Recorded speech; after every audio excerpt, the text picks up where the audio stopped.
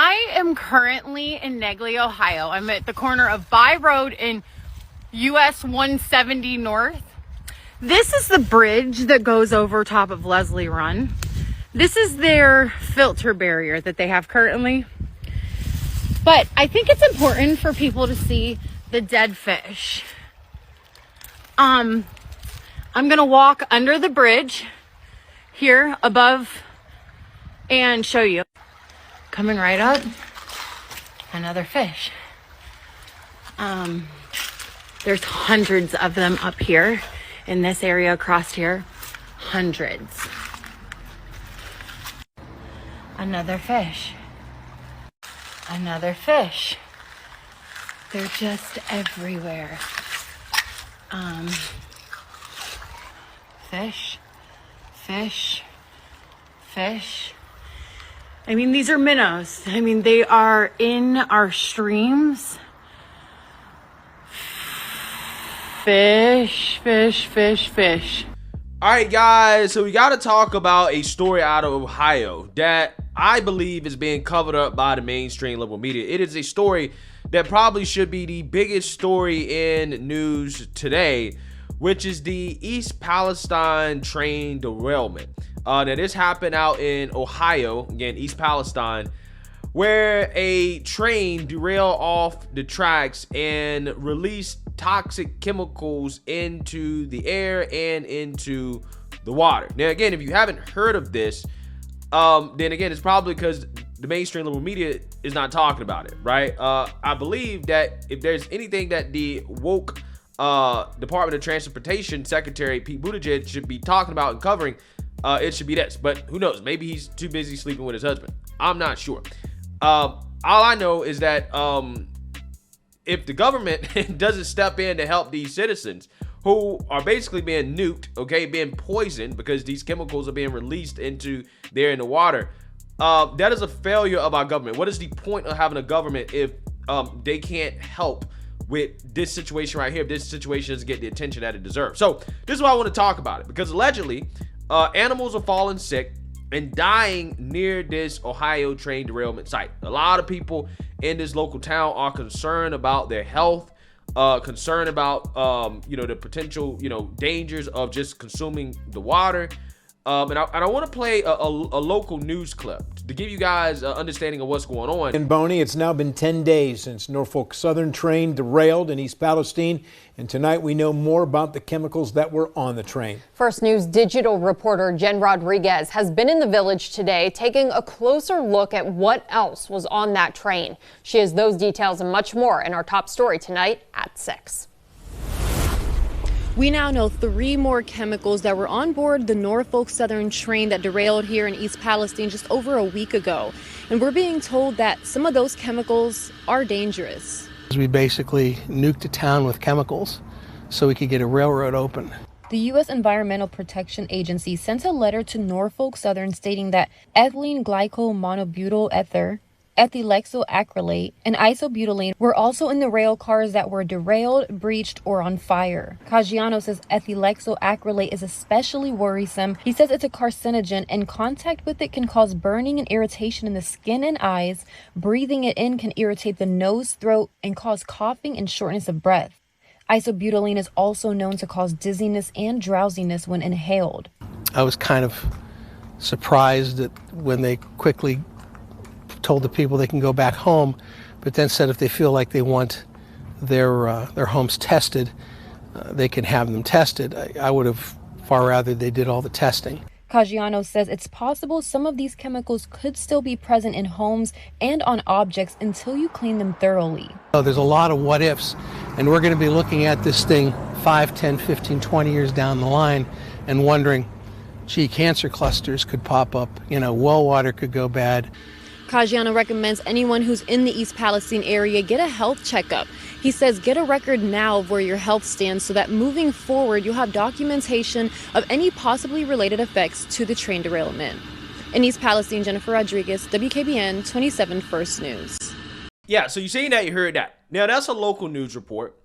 And I just think that if you want to know what's really going on, you can't even really depend on the local news because it seems like they're kind of sugarcoating it, right? If you really want to know what's going on, unfortunately, you got to go to TikTokers, right? Like, for example, this woke TikToker who became wide awake, okay, after basically hearing or having firsthand knowledge about what's going on down there in East Palestine. Take a look. I see so many people talking about the train derailment at East Palestine, Ohio, and all I'm going to ask is that if you do this, you get your facts right. I literally grew up right down the road from East Palestine. My old childhood best friend lives in the fucking town. My current best friend literally lives right next to the town. It is so much worse than what the media is telling any of us. I'm getting reports from people that are down there right now that they're literally seeing schools of fish floating down streams, rivers, fucking dead. I got a video from my friend, okay? And she's like walking, dude. It's all fucking dead. All fucking dead. And on the top of the water is a really pretty chemical rainbow sheen. The chemicals are in the fucking water and they're lying to the rest of the country saying they're not. The water's been contaminated. The soil's been contaminated. The fucking air is contaminated. You literally are about to see some of the worst fucking health side effects coming out of people in that town. It's not even funny. And y'all want to know something even more fucked up? The restaurant that I work at in a whole different state had to donate food to them because we had people from the churches calling to tell us that Red Cross never fucking came, FEMA never fucking came, the environmental conservationists still have yet to fucking come, and nobody's fucking helping them. Meaning all of the fucking firefighters that were working get no food, have nothing to help them, nothing. Okay, all the people that were displaced have no food, water, a place to stay. None of that shit. It is so much worse than what they're telling you, and TikTok probably won't even let me post this video, but if this video gets posted, please save it and repost it everywhere you fucking can, because I'm telling y'all, they are covering this shit up. They are covering this shit up because they don't want to get out how bad it actually was. This was not good. This was the worst fucking thing that's happened probably in the past 8 years. That entire town is basically unlivable now because of the fucking chemicals. And they're lying, telling civilians that it's safe, knowing damn well, because I took chemistry and I know chemicals and I have this awesome fucking supercomputer in my hand. The side effects from breathing in those chemicals, they're covering shit up. They're covering shit up. They're covering shit up. But it's not surprising. Yeah, so you seen that, you heard that. Hey, shout out to her, okay? I don't care if she's woke or not. I don't care if she got blue hair. Yeah, I think there's definitely a cover-up going on here, right? This is not getting nearly as much attention as it should. This is a disaster, right? This is an absolute disaster. These people and their health and their lives are in danger, and we're not talking about enough. We're not saying anything about it enough. Where's Pete Buttigieg? He's silent. Where's the Biden administration? They're silent. So without further ado, let's actually watch another news clip here on reports that animals are falling sick and dying near the Ohio train derailment site. Has been hearing all of your calls about your animals suffering and getting sick, some even dying. And it's not just causing problems for the animals, it's also causing problems for their owners as well. Taylor Holzer and his family run Parker Dairy. It's just outside East Palestine's original evacuation zone. Taylor is an ODNR registered foxkeeper. A couple of his foxes broke their legs trying to run after the initial derailment. One of his foxes even died. Out of nowhere, he just started coughing really hard and just shut down, and he had liquid diarrhea and just went very fast. Taylor tells me all of his foxes have been sick and acting different since the weekend. Some have abnormally puffy faces, including the one he's holding. He says they are not eating properly. Many are dealing with stomach issues and are acting lethargic. This isn't how a fox should act. He's very weak, limp.